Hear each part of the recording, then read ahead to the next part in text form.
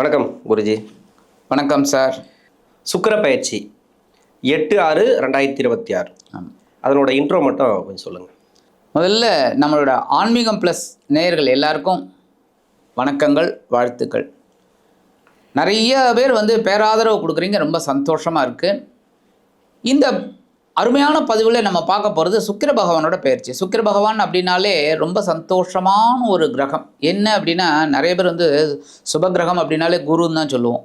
ஆனால் இந்த சுபகிரகம் அப்படிங்கிறது இந்த சுக்கிரன் தான். ஏன்னா இந்த ஜீவராசிகள் இந்த உலகத்தில் வாழறதுக்கு காரணமே சுக்கிர பகவான் தான் மெயின்.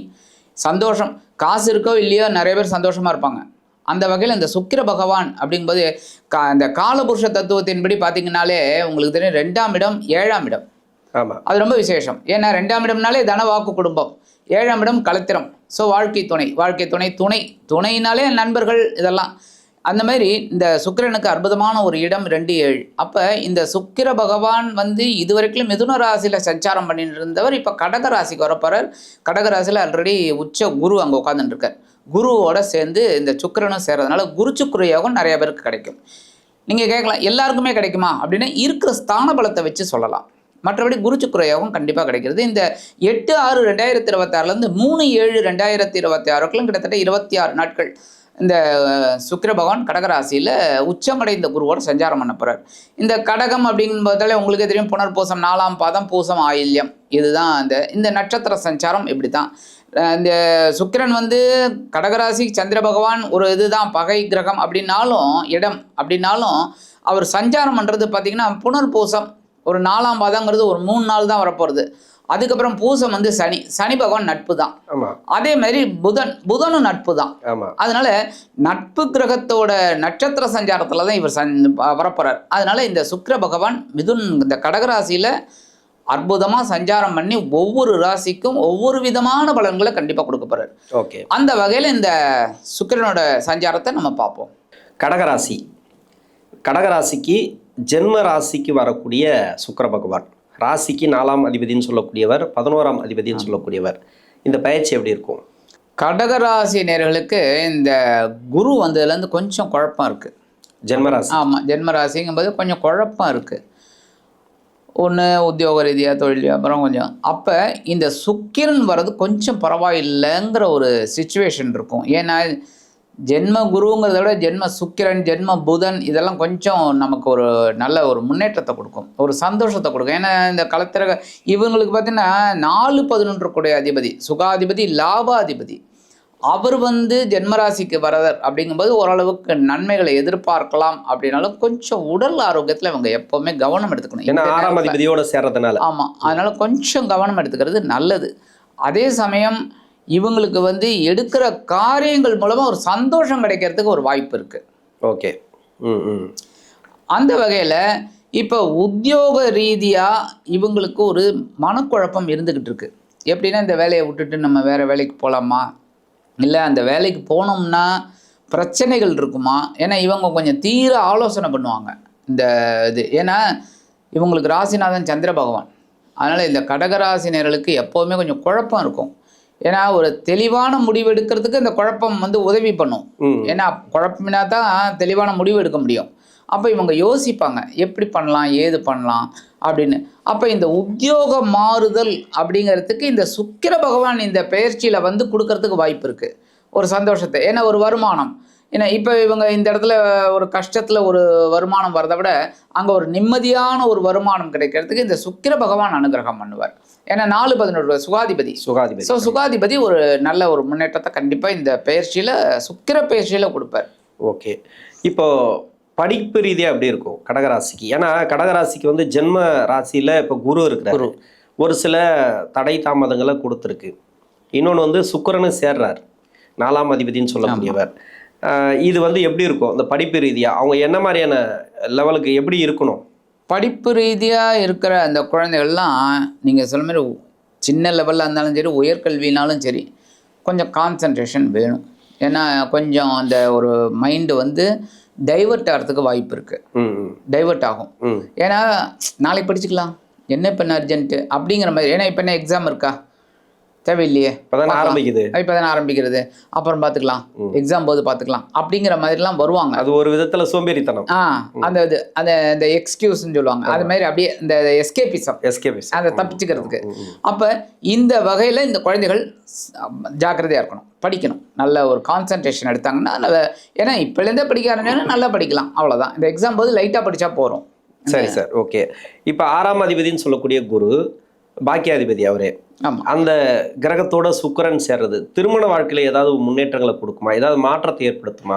அதாவது திருமணம் ஆகாதவங்களுக்கு திருமணத்தை நடத்தி வைக்குமா, இல்லை திருமணமானவங்களுக்கு இருக்கக்கூடிய நெருக்கடிகள், இல்லை அண்டர்ஸ்டாண்டிங்கில் இருக்காங்கன்னு வச்சுக்கலாம், அவங்களுக்கெல்லாம் எப்படி இருக்கும்? இப்போ இந்த வாழ்க்கை எவ்வளோ ட்விஸ்ட் இருக்குது பாருங்கள். நீங்கள் சொன்னதுலேருந்தே தெரியுது பாருங்கள். குரு வந்து இவங்களுக்கு வந்து பாக்கியாதிபதி. ஆமாம், பாக்கியங்களை கொடுக்கக்கூடியவர். ஆனால் அவர் தான் வந்து பகைருண ரோகாதிபதியும் அவர் தான். ஆமாம், 6 குடை கிரகம். அப்போ இதில் நீ கரெக்டாக இருந்தால் தான் அந்த பாக்கியங்களை அனுபவிக்கக்கூடிய ஒரு வாய்ப்பை நான் கொடுப்பேன் அப்படிங்கிறத அந்த குரு உணர்த்துறாரு பாருங்க. அப்போ இவங்களுக்கு வந்து இப்போ இந்த திருமண வயதில் இருக்கிறவங்களுக்கு நிறைய பேருக்கு திருமண யோகம் தடை தாமதத்தில் தான் இருக்குது. இப்போ அந்த தடை தாமதங்கள் தான் இருந்திருக்கு. ஆனால் இப்போ வந்து இந்த குரு வந்து ஜென்மராசிக்கு வந்தால் கூட பார்வை வந்து பார்த்திங்கன்னா 7ஆம் இடத்துல விழுது. 7ஆம் இடம்ங்கிறது வாழ்க்கை துணை, நண்பர்கள், இந்த வட்டாரம். அப்படிங்கும்போதே அந்த வாழ்க்கை துணை அமையறதுக்கு இந்த குரு பகவானோட பார்வை கண்டிப்பாக உபயோகமாக இருக்கும். நிறைய பேர் வந்து குருபலம் வந்துடுச்சா, குருபலம் அப்படிங்கிறது உங்களுக்கே தெரியும், 2, 5, 7, 9, 11 வந்தாக்கா ரொம்ப இதுன்னு. ஆனால் அதே சமயம் எல்லாருக்கும் இந்த திருமண யோகம் உண்டாயிடுமா? இப்போ ஒரு 10 வயசு பையனுக்கு 7ஆம் இடத்துல வரார் குரு அப்படின்னா திருமண யோகம் உண்டாகுமா? ஆகாது. என்ன, அந்த திருமண வயதில் இருக்கிறவங்களுக்கு அந்த இடம் ஒர்க் அவுட் ஆகும். என்ன, அப்போ இந்த குரு பலம் அப்படிங்கிறத விட குருவோட பார்வை பலம் எப்போவுமே ஒரு பெரிய விசேஷங்களை கொடுக்கும். ஏன்னா அப்போ இந்த குருவோட பார்வை 7ஆம் இடத்துல விழுறதுனால ஒரு நன்மை கிடைக்கிறதுக்கு வாய்ப்பு இருக்குது. இந்த குரு சுக்கிரனோடும் சேரும்போது ரொம்ப அற்புதமான ஒரு வாழ்க்கை துணை அமையறதுக்கு நிறைய வாய்ப்பு இருக்குது. ஓகே சார், இப்போ 6ஆம் அதிபதியோட சேர்றாரு. அது கொஞ்ச நாள் தான் இருப்பார்னு வச்சுக்கிறேன், 2-3 நாள் இருப்பார். அதுக்கப்புறம் வந்து பூச நட்சத்திரத்துக்கு போவார். கிட்டத்தட்ட குரு சுக்கிரன் சேர்க்கை தான். ஆமாம், இது 6ஆம் அதிபதியோட சேர்றது கடகராசிக்காரங்களுக்கு கொடுத்த கடன் வர்றது, இல்லை வாங்கின கடனை கொடுக்கறது, கடன் சம்பந்தமான ஒரு நல்லது ஏதாவது நடக்குமா? இப்போ இந்த பெண்களுக்கு ஆகட்டும் ஆண்களுக்காகட்டும் கடன் சுமை அப்படிங்கும்போது இவங்களுக்கு கொஞ்சம் கவனம் எடுத்துக்கிறது நல்லது. சாதாரணமாக இந்த கடகராசிக்காரர்கள் கடன்கள் விஷயத்தில் கவனமாக இருப்பாங்க, கொடுக்கல் வாங்கலில் ரொம்ப கவனமாக இருப்பாங்க. ஏன்னா வராதுன்னு தெரிஞ்சால் அவங்க கொடுக்க மாட்டாங்க, அதெல்லாம் யோசித்து தான் பண்ணுவாங்க. ஆனாலும் லாக் ஆகிறதுக்கு வாய்ப்பு இருக்குது. கொடுக்கல் வாங்கலில் இருக்கிறவங்களுக்கு லாக் ஆகிறதுக்கு வாய்ப்பு இருக்குங்கிறதுனால கவனமாக இருந்தால் நல்லது. அதே சமயம் இந்த கடன் சுமை குறையறதுக்கும் ஒரு நன்மை இருக்குது. ஏன்னா 6ஆம் இடத்து அதிபதியோட 4ஆம் இடத்து அதிபதி சேர்றார். என்ன, அப்போ இந்த கடனை அடைக்கிறதுக்கு ஒரு சுகத்தை அனுபவிக்கிறதுக்கு இந்த சுக்கிர பகவான் அனுகிரகம் பண்ணுவார்.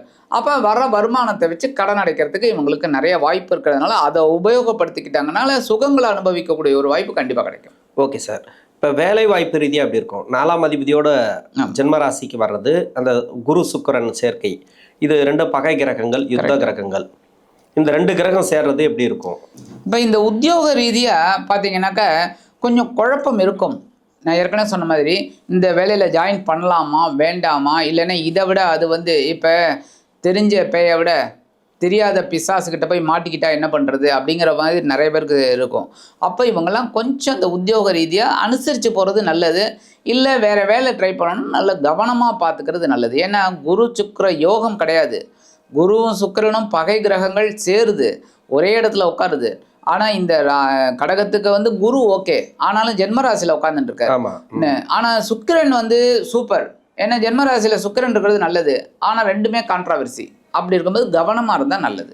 ஓகே, குறிப்பாக பெண்களுக்கு எப்படி இருக்கும் இந்த குரு சுக்கிரன் சேர்க்கை? பெண்கள் ஜென்மராசிக்கு வரக்கூடிய சுக்கிரன் பெண்கள்னாலே கொஞ்சம் உடம்பு ஆரோக்கியத்தில் கவனமாக இருக்கணுங்க. குரு வந்ததுலேருந்தே கொஞ்சம், ஆனால் பார்வை இருக்கிறதுனால இவங்க சமாளிப்பாங்க, ஆனால் உடல் ஆரோக்கியத்தில் கவனமாக இருந்தால் நல்லது. அந்த மாதிரி ஒரு சின்ன சின்ன விஷயங்களில் கான்சன்ட்ரேட் பண்ணிக்கணும். என்னென்ன சின்ன வியாதி வருது அப்படின்னா அதை பெருசுப்படுத்தாமல் அதை பார்த்துக்கிட்டு கரெக்டாக ஒரு மெயின்டைன் பண்ணிட்டா ரொம்ப நல்லது.